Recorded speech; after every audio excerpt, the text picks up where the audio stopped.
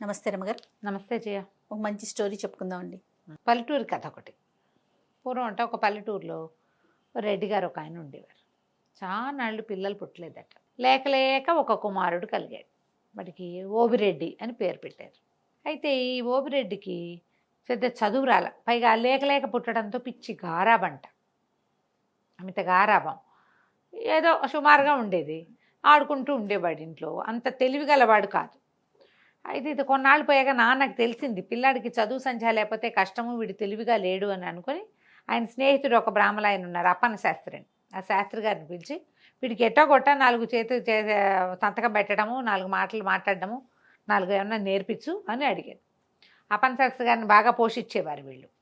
ఆయన రోజు అది చెప్పి ఇది చెప్పి చెప్పడానికి చాలా ట్రై చేసి విరక్తి పెట్టి ఊరుకున్నాడు. ఆయన ఏం నేర్పించాడు? సుమతి శతకం పద్యాలన్నీ వల్లి వేయించి నోటికి చెప్పాడు. సంతకం పెట్టడం నేర్పించాడు. ఇప్పుడు నీకు ఇవన్నీ సాంగంగా చక్కగా నేర్చుకుంటే క్రమంగా ఎవడి సంతకం వాడు పెట్టేటప్పుడు వాడి తలకు సిగ్నేచర్ థింగ్ ఒకటి ఉంటుంది అందులో. నేనే నీకు జయలక్ష్మి పేరు రాయడం నేర్పించాను అనుకో, నీకు అవి రావాలని ఇంతంత రాసి పెడతా కదా, అంతేనా? అంతేగా. పెద్ద పెద్ద అక్షరాల్లో దిద్ది వాడికి పెద్ద పెద్ద అక్షరాల్లో సంతకం పెట్టడం మాత్రం వచ్చింది. ఈ అప్పన్న గారికి కూడా విసుగు పుట్టింది. వీడు మతిలేని పిల్లవాడు, వాడికే వస్తుందిలే, ఇవి వచ్చిన పద్యాలు చాలు, వాడి సంతకం పెట్టడం వచ్చింది, అదే చాలని వదిలిపారేశాడు. అడా నడిచేది. క్రమంగా ఏమైంది, కొంతకాలానికి తండ్రి గతించాడు. ఈ ఓబిరెడ్డికి చుట్టూతా స్నేహితులయ్యారు. వీళ్ళు వీర శివారెడ్డి, వెంకటరెడ్డి, అప్పన్నరెడ్డి, ఇట్లా ఒక 6-7 రెడ్లు తయారయ్యారు. వాళ్ళకి వీడు పిచ్చి వెధవని, అమాయకుడని తెలిసింది. వీళ్ళంతా ఏదో దూరపు చుట్టాలు.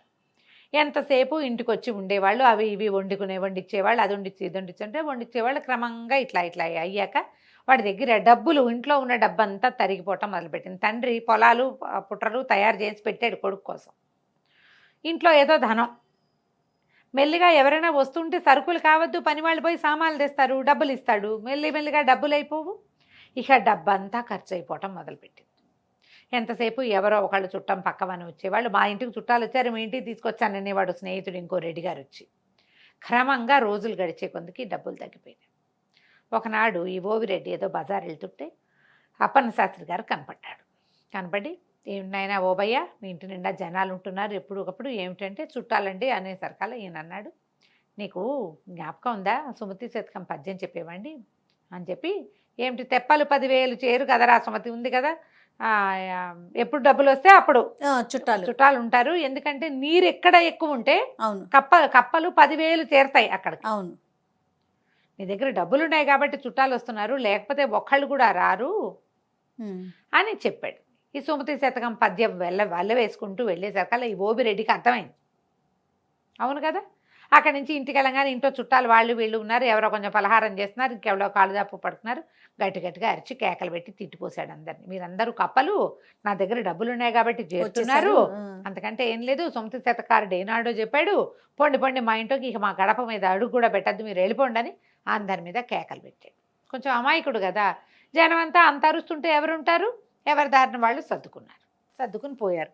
ఈ కప్పల పద్యం అందరికీ తెలిసిందే కదా, పిల్లలకి నేర్పించాలి. మన దగ్గర డబ్బులుంటే ఉండే విధానం వేరుంటుంది, చుట్టాలు డబ్బులు లేనప్పుడు ఉండే విధానం ఎప్పుడూ వేరుగానే ఉంటుంది. అందుకని చుట్టాలతో డబ్బులు సంపాదించుకోవాలి, కానీ చుట్టాలతో మితంగా ఉండాలి. బాగానే ఉంది. కొంతకాలం గడిచింది, ఇంట్లో డబ్బంతా అయిపోయింది, కానీ పొలము పుట్ర ఉన్నాయి కదా, నెల ఏడాదికి ఒకసారి డబ్బులు వస్తాయిగా, వాటితో ఓబయ్య కాలక్షేపం చేస్తున్నాడు. అయితే ఊళ్ళో ఈ స్నేహితులు ఉన్నారు కదా, వీళ్ళు ఏం చేశారు, ఇతను అల్ప సంతోషి ఓబయ్య. ఒకడేం చేశాడంటే, మా ఊరి నుంచి చిలకడ దుంపలు వచ్చినాయి ఓబయ్య, నీకు ఇవ్వడానికి వచ్చామని చిలకడ దుంపలు పుచ్చుకొచ్చాడు. చిలకడ దుంపలు ఉడకబెట్టించు, తినడానికి చాలా బాగుంటాయి, మా ఆవిడ బెల్లం వేసి వండింది, ఇదిగో నీకని ఒక కప్పు తెచ్చాడు. ఇప్పుడు వాళ్ళు ఇవ్వడానికి ఇచ్చారు కానీ తీసుకోవడానికి రాలా. బాగుందిగా, ఓబయ్య ఆ స్వీట్ తినేశాడు, చిలకడ దుంపలు చూసుకొని సంతోషించాడు. మళ్ళీ ఫ్రెండ్షిప్ వృద్ధి అయింది కొండారెడ్డితోటి. 3-4 రోజులు పోయేసరికి శివారెడ్డి వచ్చాడు. మా పొలంలో పండిన వేరుశెనకాయలు తంపటేసుకుని తింటే మహా బాగుంటాయి, ఇదిగో అని ఒక పెద్ద కంపాయంత కట్ట వేరుశెనకాయలు తెచ్చిచ్చాడు. ఒలిపించుకుని వేయింపించుకో, చాలా బాగుంటాయి, ఇదిగో తంపటేసని మా ఆవిడ చేసింది నీకోసం అని ఓ గిన్నె పుచ్చుకొచ్చాడు. తంపటకాయలు తినడానికి మహా బాగుంటాయి. ఇప్పుడు కొండారెడ్డి కూడా, శివారెడ్డి కూడా ఎందుకు వచ్చాడు, ఇవ్వడానికి వచ్చాడు. ఇంతకుముందు మనకేం తెలుసు, తీసుకోవడానికి వస్తారు చుట్టాలు, ఇప్పుడు ఇవ్వడానికి వచ్చారు. వీళ్ళు కాకుండా హనుమంతరెడ్డి ఒక ఆయన వచ్చాడు. ఆయనేమో మా ఇంట్లో సంక్రాంతి పండగకి పప్పలండం, ఇదిగో నీకు అరిసెలు నేతరిసెలు ఇవ్వడానికి వచ్చానన్నాడు. ఒకళ్ళు మా ఆవు ఈనింది జున్ను ఇదిగోనన్నారు. వరుసగా స్నేహితులు రావడం మొదలుపెట్టారు. క్రమంగా మళ్ళీ స్నేహితులకు అలవాటు పడ్డాడు ఇతను. ఎందుకంటే వాళ్ళు తీసుకోవడానికి రాలేదు కదా, ఇవ్వడానికి వచ్చిన వాళ్ళతో తప్పేముంది. అది మెల్లిగా రాకపోక మొదలైనాయి. బజార్ తీసుకుపోయేవాళ్ళు, నువ్వు కాఫీ ఇప్పించు, నేను టీ ఇప్పిస్తానని. ఇవాళ నువ్వు కాఫీ ఇప్పించు, రేపు మేమందరం టీ ఇప్పిస్తామనేవాళ్ళు. ఒకడందరికీ ఓబరెడ్డి అందరికీ కాఫీలు ఇప్పించేవాడు హోటల్లో. మర్నాడు ఎవరు వచ్చేవాళ్ళు కాదు. ఈ 2 రోజుల్లో ఈ ఓబరెడ్డి మర్చిపోయేవాడు. మళ్ళీ స్టార్ట్, నువ్వు ఇవాళ టిఫిన్ ఇప్పించు, నువ్వు ఇవాళ మిఠాయి పొట్లం కట్టించు, నువ్వు ఇవాళ జిలేబీ ఇప్పించని మొత్తం వీడి దగ్గర డబ్బులన్నీ ఖాళీ చేసేవాళ్ళు. అయితే ఏమైంది, కొద్ది రోజులు పోయాక ఇతనికి డబ్బు అవసరం రావటం మొదలుపెట్టింది. అందరూ 5, 10, 10, 25 అప్పులు పెట్టారు. కావాలంటే మేము ఇస్తాం కదా అని. 5, 10, 25 కలిపితే ఓ 100 రూపాయలు అవుతుంది అంతే. డబ్బులు అయిపోతున్నాయని అడిగేసరికి మళ్ళీ రావాలి కదా, పొలం డబ్బు వచ్చేదాకా చేతిలో డబ్బు అయిపోతే ఏం చేయాలి. అవును. సరే అప్పులైనాయి. అయిన తర్వాత స్నేహితులంతా ఏం మాట్లాడుతున్నారంటే, ఈ బాబాయ్ పిచ్చి వెధవా,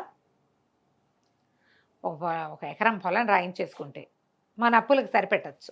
రెండో వాడు అన్నాడు, అట్టెట్టా సరిపెడతావు వెధవ, 100 రూపాయలు కూడా అవ్వు, పొలం 1500-1400 ఉంటుంది ఎకరము అంటే ఏం పర్వాలేదు. వాడు ఒప్పుకోడు అన్నాడు. ఏం పర్వాలేదు, వాడికి ఏమైనా తెలుసా చచ్చా, అంత తెలివిగలవాడు కాదు. ఎకరం లాగేశామంటే సమానంగా పంచుకుందాం, 5గురం అందరూ కలిసి ఇచ్చింది 100 రూపాయలు, సమానంగా తలా ఒక 300 పంచుకుంటారు. ఓకే. వాడు పిచ్చి వెధవగా ఉన్న నాళ్లే మనకిది రేపొద్దున పెళ్లి చేసుకుని పెళ్ళాం వచ్చిందనుకో, ఆ తెలివిగలదైతే ఈ అవకాశం ఉండదు. వీడు మన చేతిలో ఉన్నప్పుడే మనం పొలాలు లాగేసేయాలి. మన పొలాలకు పక్కన ఉన్న ఎవరో ఒకటి పొలం పక్కన ఉందనుకో, అది వాడు ఆ పొలం కలుపుకుంటాడు. వాడి 300 వాడు ఉంచుకుని 1200కి మిగిలిన వాళ్ళకి అమ్ముతాడు. 1200 ఇస్తాడు, మిగిలిన వాళ్ళు పంచుకోవచ్చు. ప్లాన్ బాగుంది కదా. సరే ఇప్పుడు మరి వాడు సంతకం పెడతాడంటే వాడి బొందా, వాడికి సంతకం పెట్టడం ఒకటే వచ్చు, చదవటం రాదు.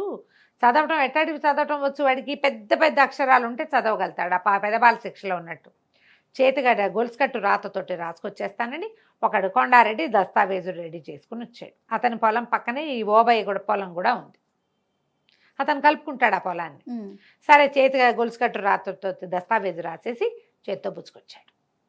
పుచ్చుకొచ్చాక వాళ్ళు వచ్చేసరికల్లా ఇతను ఒక పద్యం చదువుకుంటాడు. ఏమిటది, మాటకు ప్రాణం సత్యం. ఏదైనా ఒక మాట మాట్లాడాలంటే నిజం ఉండాలి అందులో. అది ఆ మాటలకు ప్రాణం ఏమిటి, నిజం. నిజం, అథెంటిసిటీ కావాలి దానికి. తర్వాత ఆ కోటకి ప్రాణం సుభటకోటి. ఒక కోట ఉందంటే పెద్ద ఫోర్టు, దానికి ఏముండాలి, అద్భుతమైనటువంటి భటులు ఉండాలి. సైన్యం లేని కోట ఎందుకు. అవును.